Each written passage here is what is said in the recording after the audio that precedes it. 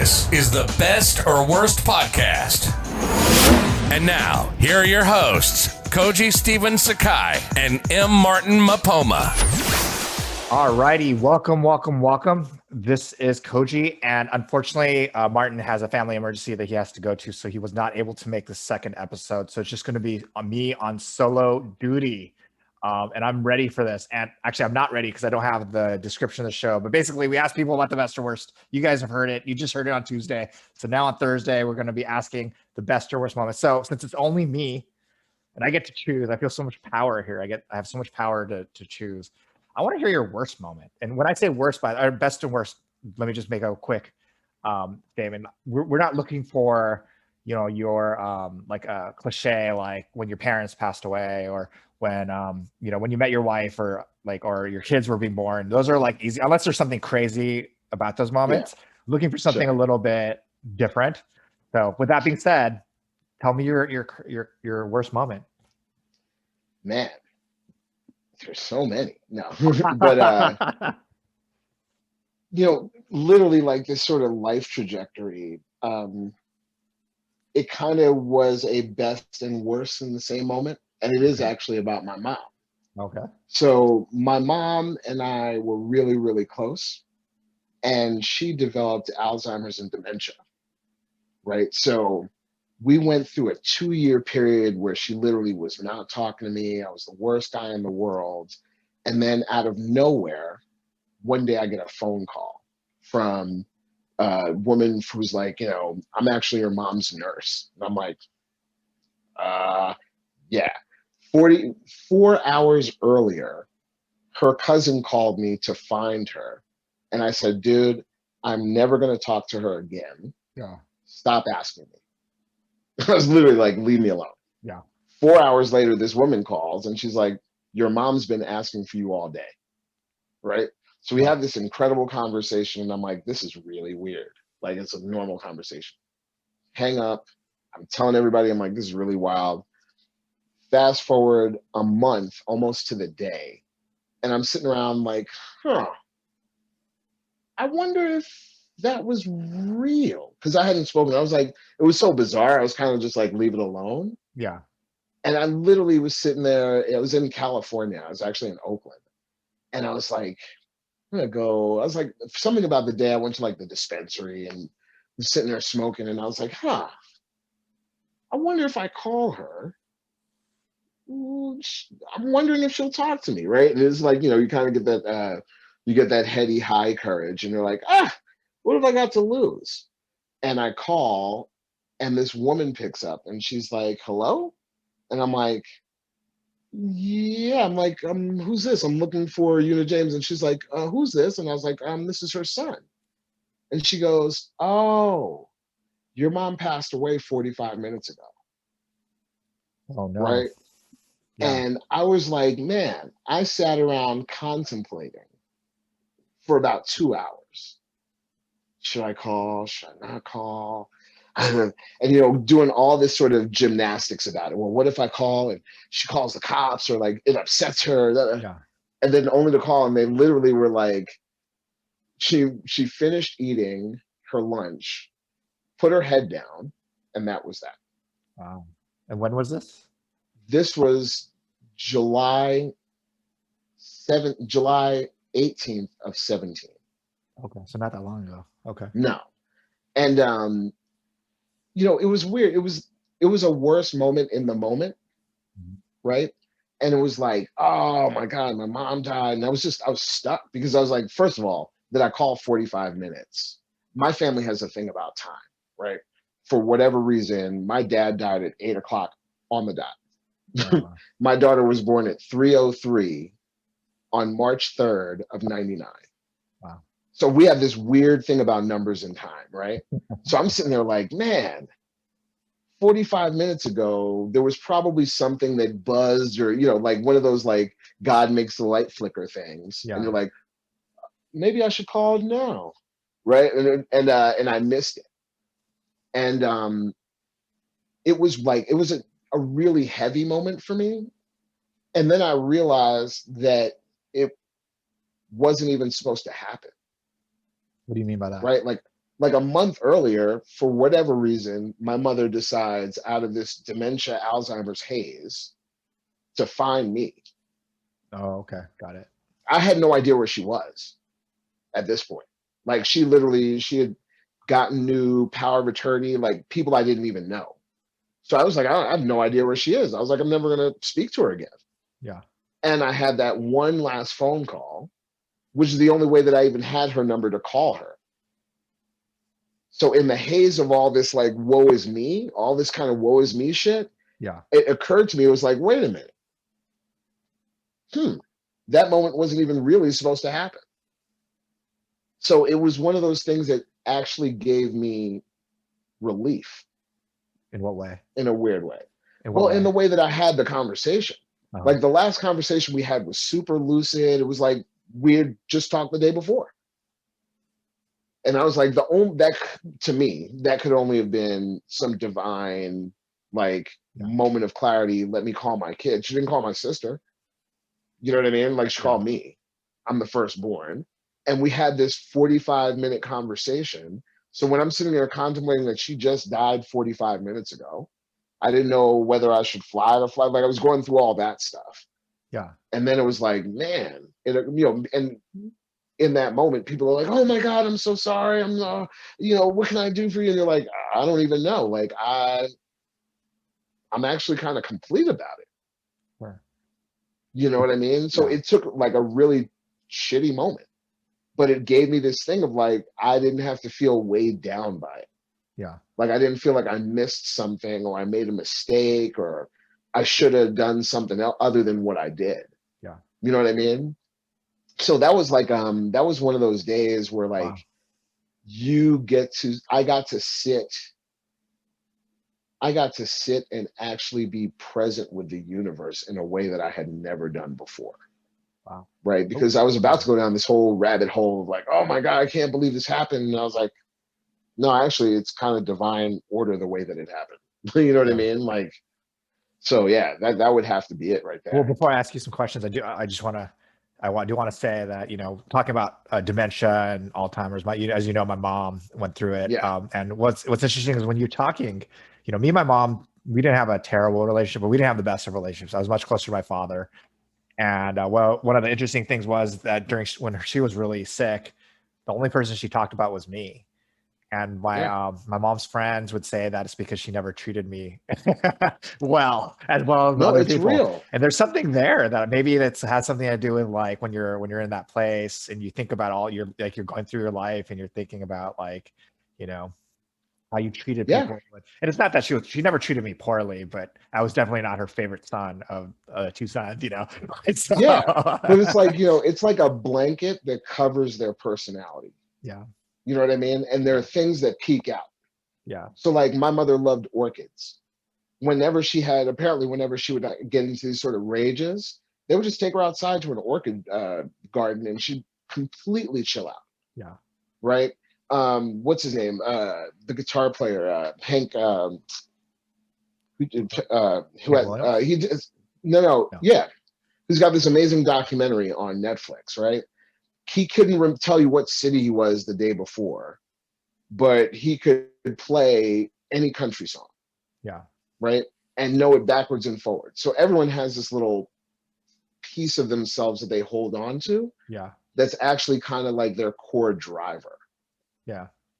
It's like the thing. And so if the thing is family and the people around you, then you kind of start putting those pieces together. You know what I mean? You're like, this piece doesn't fit with this piece. Let's make that piece fit. Yeah. And I think that accounts for some of the clarity.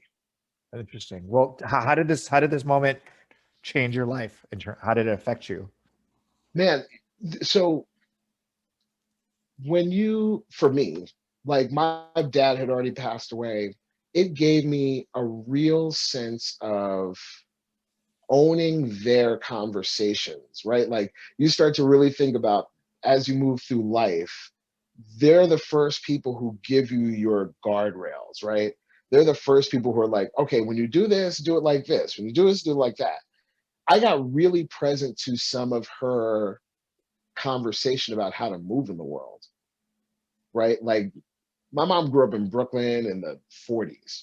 So it was like I always joked about her being a Brooklyn girl, right? And it's like, but there was definitely a certain toughness to her Yeah. that was like she worked in public schools. She was the social worker, right? Wow. And there was stuff that she would say to me, and I mean, she was a social worker in Brownsville, Brooklyn, right? So this is literally like the crack height of the crack era in the poorest neighborhood of New York. And the way she would carry herself and why she would carry herself that way, it finally clicked for me as being a father and like being a man in the world. I was like, oh, gotcha. That's why your word matters. Okay. You know what I mean? And started Yeah. having those kinds of real kind of epiphanies around how I was operating. Sure. And then there was something for me that just gave me a real like, fuck it, let's go. like, like the when you get confronted with your mortality, Yeah. the brakes come off. You know what I mean? Yeah. And you're like, there's only one way out of here. Yeah. You know what I mean? So I told my kid that he doesn't have to visit me in a dementia ward. I'm like, just put me in a place. I'm fine. oh Don't worry about visiting. I'm not even there, and yeah, don't stress about it because like me and my brother we were in this huge fight, and he was trying to make it. He wanted to be a hero about how many times he goes, and like he's ruining his weekend. And yeah, I told him, I'm like, look, if mom was okay, she wouldn't want me to ruin my life to be with her at this point in her yeah. life. But he wants to be like, well, I go like 5 times a week and for 4 hours a day. And I'm like, I have a job, Right. I have a kid. And that's you. Like Yeah. that's not required, right? Yeah. I know I'm gonna go sit on a beach somewhere once I get too old to do anything, and I'm just gonna have a fishing rod and a bottle of, Yeah.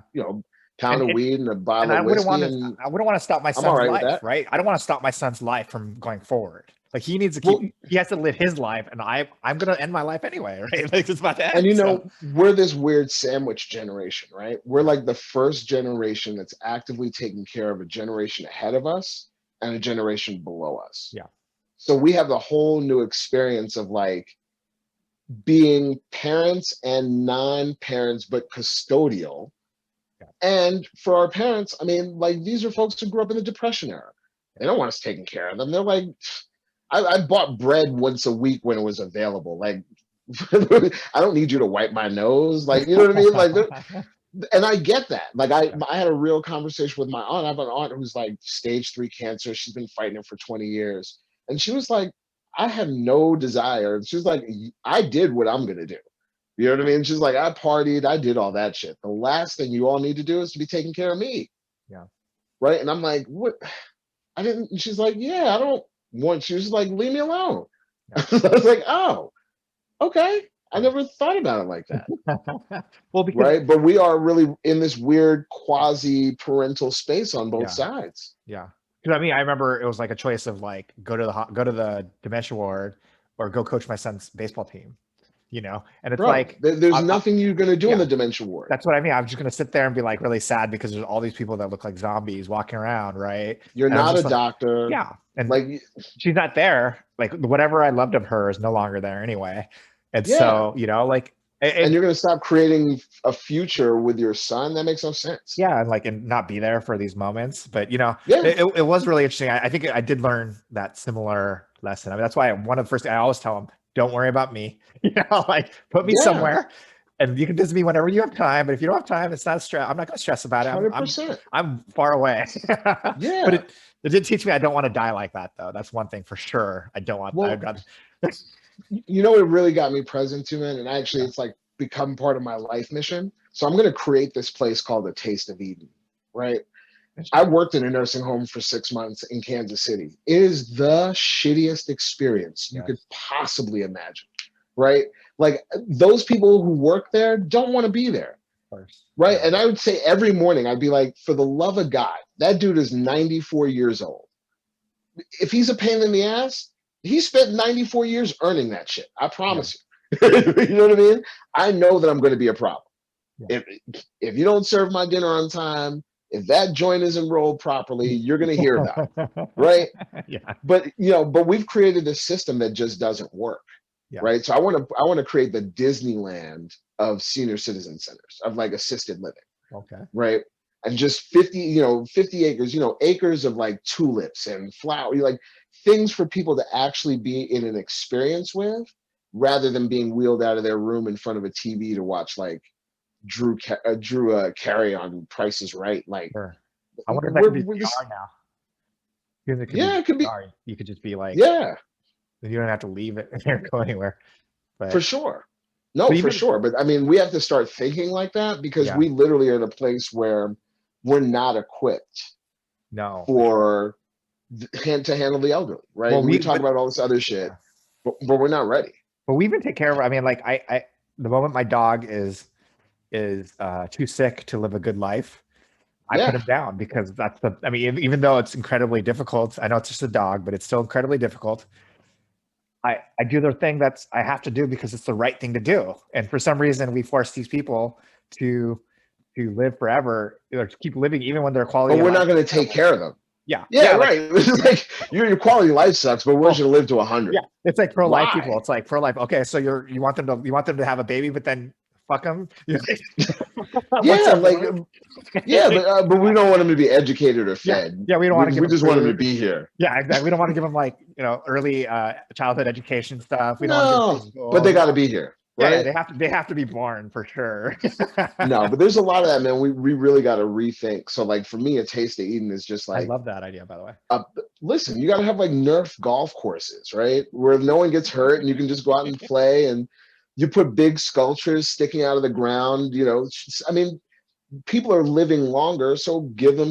The number one. I found out the fastest growing group for STDs Oh yeah, it's the are elderly. people over 70. Yeah, No, this is like high school. and listen, it's literally high school with no teachers. Yeah.